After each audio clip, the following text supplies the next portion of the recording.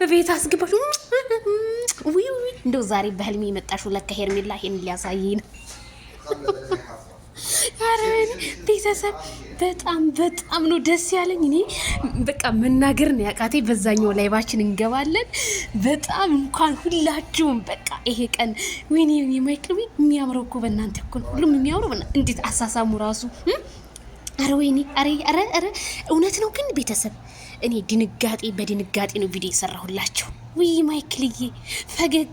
አረ የሚያምረው እንደዚህ ነው እንጂ እንግዲህ ጥላት እያለቀሰ ይኑር እያለቀሰ ጥላቶቻችን በእግራችን ስር ምሽቱን አስገባናቸው።